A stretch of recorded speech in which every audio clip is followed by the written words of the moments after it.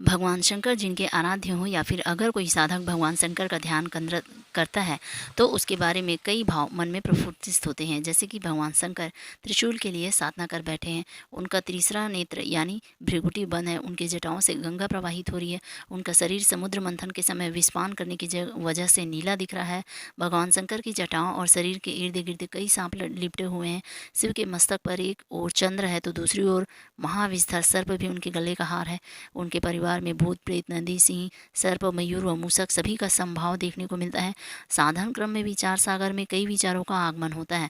भगवान शंकर के बारे में कई कथा कहानियाँ पुराणों धार्मिक ग्रंथों में वर्णित है। उनसे जुड़ी कई कथाएं साधकों को उनसे जोड़े रखती है और साधकों के लिए वह प्रेरणादायी भी है। पौराणिक मान्यताओं के में भगवान शंकर और सर्प का जुड़ाव गहरा है, तभी तो वह उनके शरीर से लिपटे हुए रहते हैं। यह बात सिर्फ मान्यताओं तक ही सीमित नहीं है, बल्कि यह इस कलयुग में भी हकीकत में परिलक्षित होती है। यूँ तो भगवान जनता जनार्दन के लिए अपनी कृपा बरसाने में अति दयालु हैं, लेकिन कहते हैं कि अगर आपको भगवान शंकर के दर्शन ना हो और अगर सर्प के दर्शन हो जाए तो समझिए कि साक्षात शंकर भगवान के दर्शन हो गए हैं। हम चल रहे हैं राजस्थान के माउंट आबू में। माउंट आबू राजस्थान का इकलौता हिल स्टेशन है जो अर्धकाशी भी कहलाता है। पौराणिक मान्यताओं और पुराणों के मुताबिक माउंट आबू अर्धकाशी इसीलिए कहा जाता है क्योंकि यहाँ भगवान शंकर के 108 छोटे बड़े मंदिर हैं। दुनिया की इकलौती जगह जहाँ भगवान शंकर नहीं, उनकी शिवलिंग भी नहीं, बल्कि उनके अनूठे की पूजा होती बल्कि उनके अंगूठे की पूजा होती है। माउंट आबू में ही अचलगढ़ दुनिया की इकलौती ऐसी जगह है जहां भगवान शिव के अंगूठे की पूजा होती है। भगवान शिव के सभी मंदिरों में तो उनके शिवलिंग की पूजा होती है, लेकिन यहाँ भगवान के शिव के अंगूठे की पूजा होती है।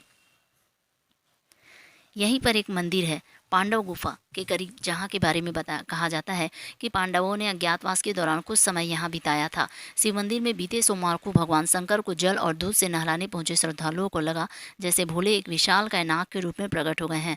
मंदिर भोले की जयकारों से गूंज रहा था। शिवलिंग पर जल, बेलपत्र, भांग, धतुरा, फूल आदि चढ़ाए जाने का क्रम जारी था।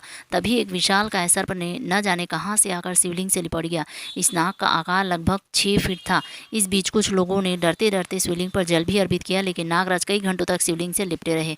सावन का दूसरा सोमवार और शिवलिंग पर जल चढ़ाने का सिलसिला चलता रहा। इस बीच नाग की अटखेलियां भी जारी रही।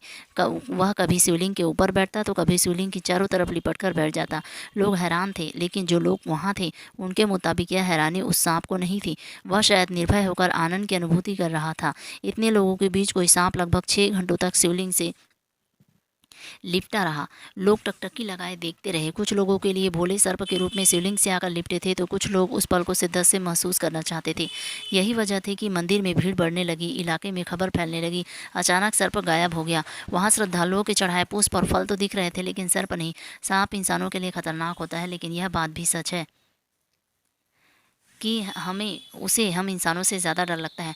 आस्था विश्वास की परिभाषा अध्यात्म की सीमा रेखा में सब कुछ मानने पर ही निर्भर है।